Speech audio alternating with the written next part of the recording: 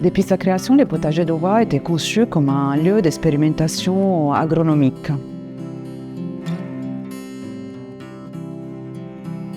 Le potager du roi a été créé entre 1678 et 1683 au sud du château royal de Versailles. C'est un potager un peu spécial parce que c'est un potager de 9 hectares et il a été conçu pour servir à la fois les cuisines du château, donc la table royale et la table de toute la famille royale, et en tant que terrain d'expérimentation et d'enseignement.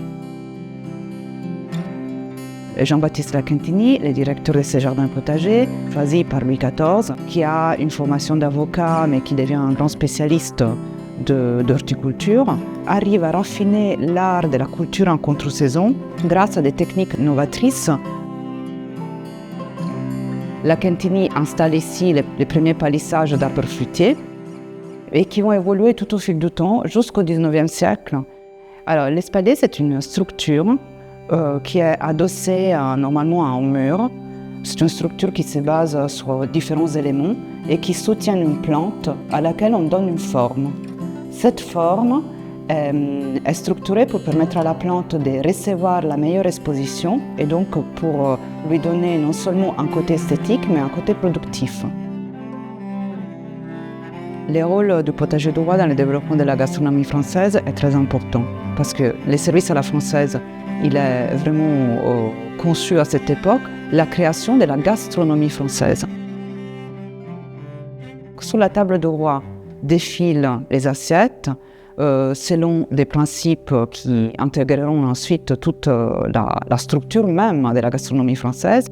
Donc, le potager a un rôle fondamental parce qu'il fournit les fruits et les légumes pour cette nouvelle pratique culinaire. Et quand je dis nouvelle, ça concerne aussi les goûts. Un goût nouveau de la cuisine qui se développe vraiment au sein de la cour et qui va un peu révolutionner l'art culinaire européen. Au XVIIe siècle, on commence à privilégier les légumes et les fruits frais, très juteux, qu'on peut manger facilement. Du XVIIe siècle, quand le jardin a été créé à aujourd'hui, ce lieu reste un lieu qui produit des fruits et des légumes pour améliorer la production de l'agronomie française, mais c'est aussi un lieu d'enseignement. Aujourd'hui, on a toujours des jardiniers qui pratiquent l'art de la taille et du palissage selon les règles qui se sont développées à partir du XVIIe siècle.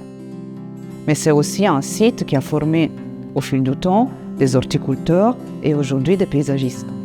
Le potager du roi, pour moi, c'est un lieu de transmission, d'un savoir-faire. Depuis Lacantini, les différents directeurs, le fait qu'on ait des écoles ici, et nous, notre travail aussi à la fois de transmission auprès des visiteurs, auprès d'apprenants qui viennent de différentes écoles pour se former ici. Le potager du roi, c'est un lieu vivant, c'est un lieu mouvant, c'est un lieu dans lequel il se passe toujours quelque chose. Nous sommes très fiers et jaloux de conserver son histoire, sa tradition, ses savoirs.